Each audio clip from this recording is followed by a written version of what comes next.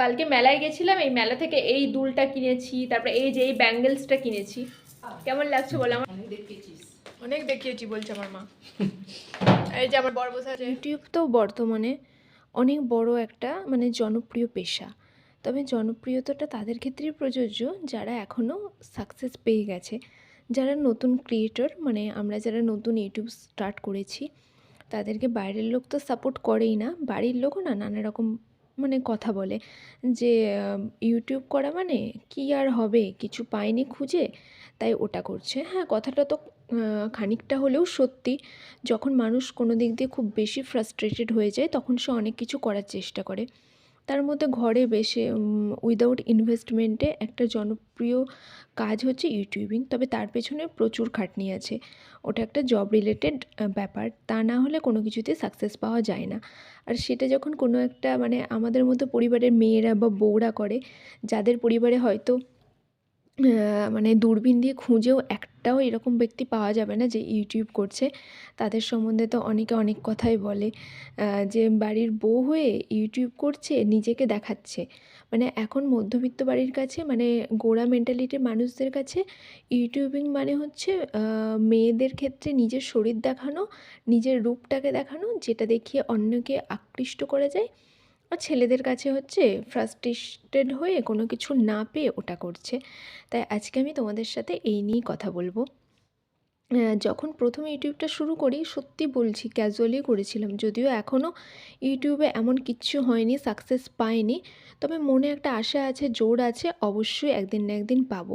তার মাঝখানে কিন্তু অনেক কথা হয়ে গেছে, নিজের শরীর প্রদর্শন করছি, স্লিভলেস ব্লাউজ পরে, স্লিভলেস জামা পরে ইউটিউব করছি।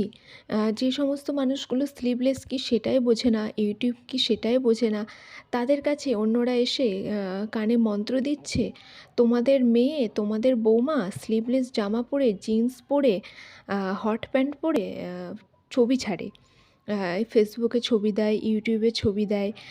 এটা নাকি খুব একটা বাজে কাজ।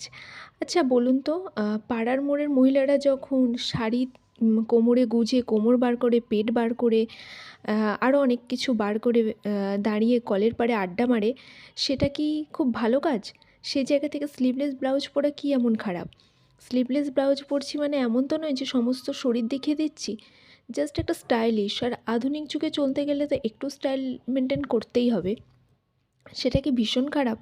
ইউটিউবে নিজেকে দেখানো মানে হাজব্যান্ডকেও কথা শুনতে হয়, নিজের বউকে দেখিয়ে টাকা আর্ন করার চেষ্টা করছে। এখন তো আর কোনো উপায় রইল না, ওই জন্য বউকে বলছে যে যাও যে কোনো প্রকারে যে যা করে পারবে টাকা ইনকাম করে নিয়ে এসো, সেটা তোমার মানে রূপ দেখেই হোক, তোমার শরীর দেখেই হোক এটা। আচ্ছা বলুন তো, একটা ঘরের ভিডিও বানাচ্ছি, রান্নাবান্না শেয়ার করছি, খাওয়া দাওয়া শেয়ার করছি, ভালো সময় শেয়ার করছি, এর মানে কি আমি নিজেকে বিলিয়ে দিচ্ছি?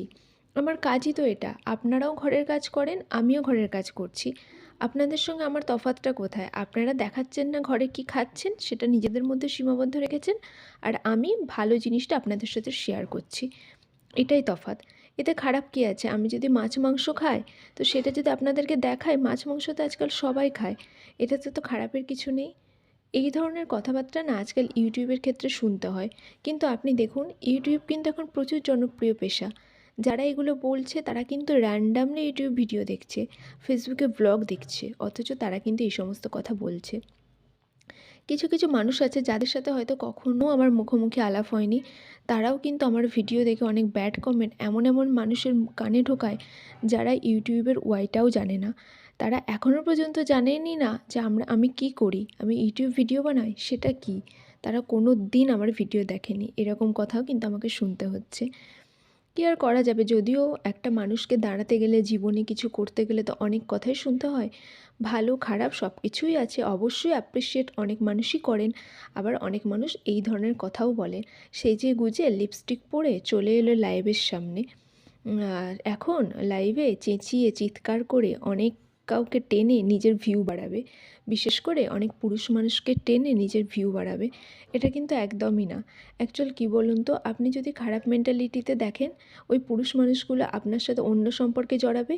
ভালো মেন্টালিটিতে দেখলে আপনার দাদা হতে পারে, আপনার ভাই হতে পারে, আপনার একদম নির্ভেজাল খাঁটি বন্ধুও হতে পারে, যার সঙ্গে আপনি মনের কথাও শেয়ার করতে পারেন। তো এটাই বলছি যে প্লিজ কোনো কিছু না জেনে না এরকম করে মানুষকে বলবেন না। একটা স্লিভলেস ব্লাউজ পরা মানে কি তার ক্যারেক্টার খারাপ হয়ে যায়? একটা জিন্স পরে হট প্যান্ট পরে কোথাও ঘুরতে যাওয়া মানে কি তার ক্যারেক্টার খারাপ হয়ে যায়? এটা তো কখনোই নয় বলুন। আমি একটা জায়গায় বেড়াতে যাচ্ছি, যেখানে যেরকম পরিস্থিতি সেখানে তো তেমন করে সাজতে হবে। আমি যদি এখন আন্দামানে গিয়ে একটা চুড়িদার পরে ঘুরে বেড়াই, সেটা কি শোভনীয় ওখানে? সবসময় পরিস্থিতির সঙ্গে নিজেকে মানিয়ে নেওয়াটাই তো বুদ্ধিমানের কাজ। তার জন্য আমিও স্লিভলেস ব্লাউজ পরে হট প্যান্ট পরে একটু হলেও এনজয় করেছি। এটা কি খুব বেশি খারাপ করে ফেলেছি? খুব বেশি অন্যায় করে ফেলেছি? আমি কিন্তু এই ধরনের মেন্টালিটির নয়। আপনারা যে আমাকে বলছেন যে আমি স্লিভলেস ব্লাউজ পরে ছবি দিচ্ছি, স্লিভলেস ব্লাউজ কী এমন খারাপ? জাস্ট হাতটাই বেরিয়ে থাকে। কই আমি তো অন্য কিছু দেখাচ্ছি না, আমি তো পেট দেখাচ্ছি না, আমি তো কোমর দেখাচ্ছি না। আমি স্লিভলেস ব্লাউজের সাথে ভালো করে সুন্দরভাবে শাড়ি পরছি, সেখানে আমার হাতটাই দেখা যাচ্ছে। হাতটার এমন খারাপ কী? আপনারা দেখবেন একটু ভালো করে একটু সুন্দর দৃষ্টিতে দেখতে শিখুন, আপনাদের ভীষণ ভালো লাগবে। আমাকে কেমন দেখতে লাগছে এটা বলুন, আমি কি পরেছি এটা না বিচার করে, তাহলে দেখবেন আপনাদেরও আমাকে দেখতে ভালো লাগছে। ইউটিউব না এমন একটা জিনিস, আমি বুঝছি এই জিনিসটা করতে গেলে একটা বিবাহিত মেয়ের হাজব্যান্ডের সাপোর্ট ছাড়া কিচ্ছু করার থাকে না। আর সত্যি বলছি, আমি এদিক থেকে ভীষণ লাকি। আমার ইউটিউবের ব্যাপারে বা আমি যা কিছু করতে যাই, আমার হাজব্যান্ডের 100% সাপোর্ট থাকে। ও আমাকে ভীষণভাবে অ্যাপ্রিসিয়েট করে, ভীষণভাবে মানে উৎসাহিত করে যে না তুমি করো, তুমি পারবে, তোমার মধ্যে এই ট্যালেন্ট আছে। ওর জন্যই আমার মানে এতটা দূর ইউটিউবে এগিয়ে আসা, প্রত্যেকদিন ভিডিও বানানো। এবার তোমরা যদি সাথ দাও আমি রোজ বানাবো। এত কথা বলতে বলতে লাঞ্চ মেনুটাও শেয়ার করা হয়নি। আজকে লাঞ্চে আছে এই যে আলু দিয়ে মুরগির মাংসের ঝোল, সবথেকে সহজ শর্টকাট রান্না, যেটা আমি প্রায় করে থাকি। আর এদিকে সাইডে আছে বিন দিয়ে আলু দিয়ে ভাজা। আজকে এই দুটোই হচ্ছে আমাদের লাঞ্চের মেনু। আর এই যে দেখো, অনেক দিন হলো হচ্ছে মুসুর ডাল কেনা হয়েছে। মুসুর ডালগুলো কিনে আনার পরেই দেখছি কীরকম পোকা খাওয়া পোকা খাওয়া, ওই জন্য দিয়ে দিয়েছি একটু রোদে। তাই আমি তোমাদেরকে একটু দেখাচ্ছি যে দেখো, এরকম হলে ভালো লাগে বলো? বাড়িতে দেখবে সকালবেলা ভাত ডাল বসিয়ে দিলে আর কোনো চিন্তা থাকে না, তারপর ডাল যদি এরকম হয় কীরকম মেজাজ খারাপ হয়। খেতে বসে গেলাম, এখন খেয়ে নিচ্ছি। আর আমি যে কত কথা বলছি তা কে জানে। তোমাদের দাদাভাই অলরেডি খেতে শুরু করে দিয়েছে, এখন আমি খাবো। আর বিন ভাজাটা আমাদের সকলেরই খুব পছন্দের, তাই জন্য প্রায় ফ্রিকোয়েন্টলি করা হয়ে থাকে। আর ঠান্ডাটা বেশ ভালোই পড়েছে, ওই জন্য সোয়েটার পরেই বসে খাচ্ছি। আর বেশি টাইট জামা কাপড় পরলে না খেতে ভালো সন্ধ্যে লাগে থেকে না। অনলাইন ক্লাস করে তারপর লাইভ করে আমার পুরো গলা ব্যথা হয়ে গেল। তারপর থেকে তোমাদের সাথে আর কথাই আমি বলতে পারিনি। আর আজকে কি বলবো, এত টায়ার্ড লাগছে। আর সত্যি অনলাইন ক্লাস করাটা না অনেক হেক্টিক জানো। তোমরা যদি এমনি অফলাইন পড়তে যাও, সেখানে ধরো পড়ছো, তার সাথে 5টা বন্ধুর সঙ্গে কথাও বলছো, সব কিছু করছো হচ্ছে। কিন্তু অনলাইন ক্লাস করলে কি তোমাকে পুরোপুরি পড়াতেই কনসেন্ট্রেশন দিতে হবে। এক্ষেত্রে যেমন ধরো সময়টাও বাঁচছে, যাওয়ার জন্য খরচটাও বাঁচছে, কিন্তু একটা জিনিস কি কাজ করছে, সেটা হচ্ছে প্রচুর মাথা ব্যথা ধরে যায়। আর আমাদের ক্লাস হয় কটা জানো? পুরো 7টা থেকে 9টা পর্যন্ত ক্লাস হয়, একটানা, মানে কনস্ট্যান্ট ক্লাস হয়। কি যে মাঝে মাঝে মাথা ব্যথা করে। তারপর তার সাথে তো আমি এখন জানো প্রত্যেক দিনই লাইভ করি, তার জন্য না লাইভেও আমাকে অনেক কথা বলতে হয়। তো এখন আর একদম আমি টায়ার্ড হয়ে গেছি। আর এখন যদিও 10টা বেজে গেছে, তো এখন খাবো। আজকে আমাদের মেনুতে কিন্তু ভাত ছাড়া একটু অন্য কিছু আছে। কি আছে সেটা তো দেখাবোই। তার আগে তোমাদেরকে বলে, এই যে দেখ, কালকে মেলায় গেছিলাম, এই মেলা থেকে এই দুলটা কিনেছি, তারপরে এই যে এই ব্যাঙ্গেলসটা কিনেছি। কেমন লাগছে বলো? আমার তো ভীষণ পছন্দ হয়েছে এই ব্যাঙ্গেলসটা। আরও অনেক কিছু কিনেছি, সেগুলো আস্তে আস্তে তোমাদের দেখাবো, যখন পরবো তখন দেখাবো। তো এখন খুব টায়ার্ড হয়ে গেলাম। এই যে দেখো, আমি লাইভের জন্য একটু সাজগোজ করেছিলাম, এখন সব কিছু এগুলো আমাকে তুলতে হবে। আর কি হয়েছে আজকে খাবারে সেটা আমি তোমাদের দেখাবো। তোমাদের দাদাভাই এখনও আসেনি। আজকে সব কিছু আমাদের কাঁচা হয়েছে, ঘর ঝাড়া হয়েছে, আমাদের ছোটো ঘরটা পরিষ্কার হয়েছে, সেটা তো তোমাদের দেখিয়েছি। তার সাথে সব কিছু হয়েছে। তো চলো এখন খাওয়া দাওয়া করিনি, এখন রুটি হচ্ছে। রুটিটা করে নিয়ে কি কি দিয়ে খাচ্ছি রুটি। আর সেই যে তোমাদের মনে আছে, ওই যে একটা মাটন সে আমাদের ভুল দিয়ে দিয়েছিল, ওই মাটনটা হচ্ছে আজকে আমাদের ডেলিভারি দেবে, এখন পর্যন্ত আসেনি।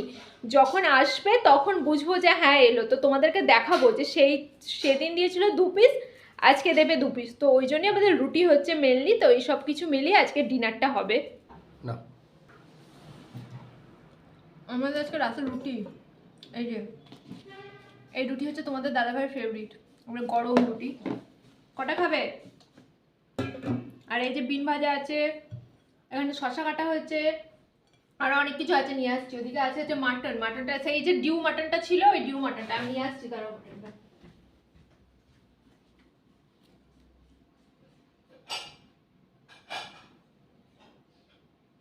দাঁড়াও, এখন কিন্তু আরেকবার গরম করতে নিয়ে যেতে হবে। ডিম ভাজা হচ্ছে, ডিম ভাজা পর্যন্ত যতটা গরম করা যাবে ততটা। এই দেখো আমাদের ডিউ মাটনটা দেখাও। এই যে দেখো, কোনোদিন শুনেছো মাটন আবার ডিউ থাকে? আমাদের সব হয়। আর চিকেনও আছে দিনের, ওটা পরে দেখাচ্ছি। এই যে আমরা এখন খাওয়া দাওয়া করছি। আমাদের ফেভারিট রুটি, ভালোটা দেখা যাবে।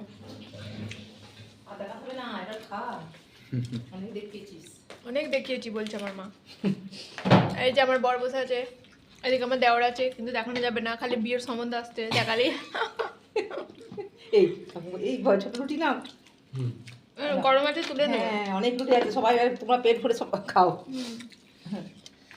আমাদের বাড়িতে এখন রুটি খাই সবাই, ঠান্ডায় আর ভাত খেতে মন নেই, ঠান্ডা লাগে। তোমরা মাংস তুলে নাও, ছোটনকে দাও, তুমি নাও। ডিম দিয়েছো সবাই? একটা তুমি আর মানিয়ে না